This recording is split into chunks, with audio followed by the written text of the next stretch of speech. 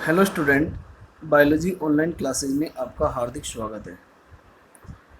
आज हम biology class में बात करेंगे खनिज लवणों के अवशोषण की क्रियाविधि।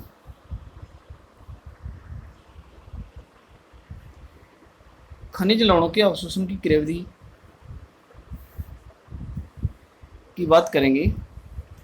पौधों में खनिज लवणों का अवशोषण मृदा से आयनों के रूप में होता है। ध्यान रखेंगे कि मृदा से किसके रूप में होता है? आयनों के रूप में। ये आपको ध्यान रखना है। आयनों के रूप में जड़ के विभज्योता क्षेत्र, ये ध्यान रखें। जो आपने मूल की संरचना पढ़ी है मूल सीरीज की, तो उसके विभज्योतक क्षेत्र तथा कौन से क्षेत्र से होता है? दीर्घीकरण क्षेत्र। तो ये भी आप ध्यान रखेंगे कि कौन कौन सा विभज्योतक क्षेत्र तथा दीर्घीकरण क्षेत्र से आयनों के रूप में खनिज लवणों का क्या होता है? अवशोषण होता है। खनिज लवणों की का अवशोषण प्राय उपापचय ऊर्जा के उपयोग से होता है। ये भी आपको ध्यान रखना है कि उपापचय ऊर्जा के उपयोग से क्या होगा? अवशोषण होगा। अर्थात यह कैसी प्रक्रिया है? सक्रिय प्रक्रिया है। पौधों में खनिज लवणों का अवशोषण दो प्रकार की प्रक्रियाओं द्वारा होता है। एक तो निष्क्रिय अवशोषण होगा, एक सक्रिय। आपने पौधों में जल अवशोषण की क्रिया भी आपने पढ़ा होगा, निष्क्रिय अवशोषण और सक्रिय अवशोषण।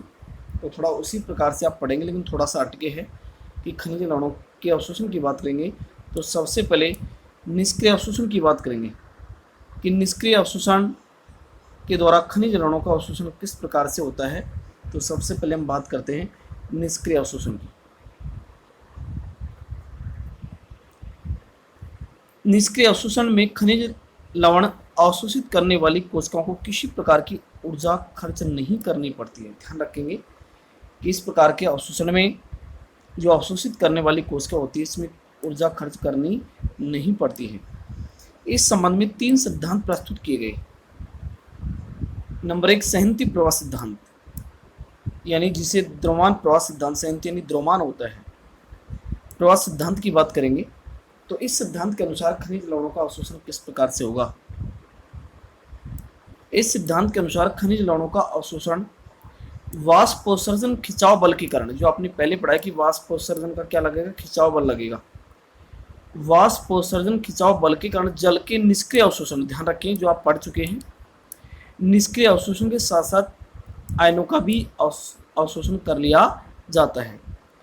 वाष्पोत्सर्जन की क्रिया बढ़ने पर निष्क्रिय अवशोषण की दर क्या हो जाती है? बढ़ जाती है। तो ध्यान रखें कि जो द्रव्यमान प्रवाह सिद्धांत या सहनती प्रवाह सिद्धांत होता है, जो आपने पहले वाष्पोत्सर्जन का खिंचाव सिद्धांत पढ़ा है, तो वाष्पोत्सर्जन खिंचाव बल के कारण जल के निष्क्रिय अवशोषण होगा।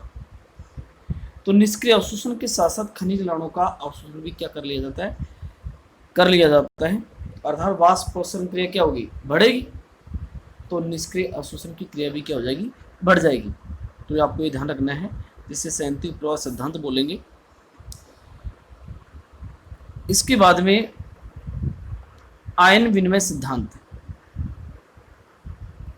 आयन विनिमय सिद्धांत की बात करेंगे। इस सिद्धांत के अनुसार कोशिका भीतरी सतह पर आयनों का विनिमय अपने ही समतुल्य आयन से होता है। अपने समतुल्य आयन की कोशिका भित्ति की भीतरी सतह पर जो भी आयन होते हैं, जैसे मैं आपको बताऊं कि H+ है, इसका समतुल्य आयन क्या है? Cl- है।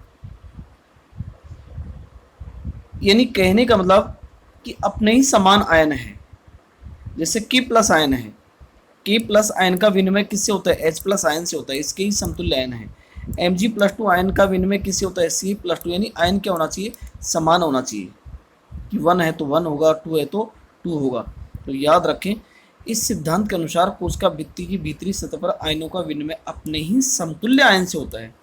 अपने ही समान आयन, 1 है तो 1 रहेगा और 2 है तो 2 रहेगा। तो ये आपको ध्यान रखना है, अपने ही समतुल्य आयन से होता है। ये निष्क्रिय अवशोषण का आयन विनिमय सिद्धांत है। डोनन साम्य अवस्था, डोनन साम्य अवस्था क्या है? अब बात करेंगे हम डोनन साम्य अवस्था की। यह सिद्धांत सन 1927 में डोनन ने प्रस्तुत किया। ध्यान रखें, उसके नाम के आधार पर डोनन साम्य अवस्था दिया गया है। इस सिद्धांत के अनुसार पादप कोशिका में कुछ ऐसे आयन होते हैं जो कोशिका झिल्ली से बाहर नहीं आ सकते। इन्हें स्थिर आयन बोलते हैं। कि कुछ आयन ऐसे होते हैं जो कोशिका झिल्ली से बाहर नहीं आ सकते, उन्हें कौन से आयन बोलेंगे? स्थिर आयन बोलेंगे। जबकि कोशिका झिल्ली के भीतर धनायन और ऋणायन दोनों प्रवेश कर सकते हैं, कि कोशिका के अंदर धनायन भी जा सकते हैं और ऋणायन भी, जबकि कुछ आयन ऐसे होते हैं जो कोशिका झिल्ली से बाहर नहीं आ सकते, उन्हें क्या बोलेंगे, स्थिर आयन बोलेंगे। यह अविसरणशील, ध्यान रखें अविसरण नहीं करते हैं, कैसे होते हैं, अविसरणशील तथा स्थिर आयनों के प्रभाव पर आधारित है, और यह कोशिका में सांद्रता प्रवणता के विरुद्ध तत्वों को एकत्रित करने की क्रिया को दर्शाता है। ध्यान रखें कि आयनों की बात करें कि खनिज लवणों का अवशोषण किस प्रकार से होगा, तो आपको बताया गया है कि कोशिका झिल्ली के अंदर के कुछ आयन ऐसे होते हैं जो बाहर नहीं आ सकते, उन्हें स्थिर आयन बोलते हैं, जबकि कोशिका के अंदर धनायन और ऋणायन दोनों प्रवेश कर सकते हैं, तो ये स्थिर आयनों पर आधारित है।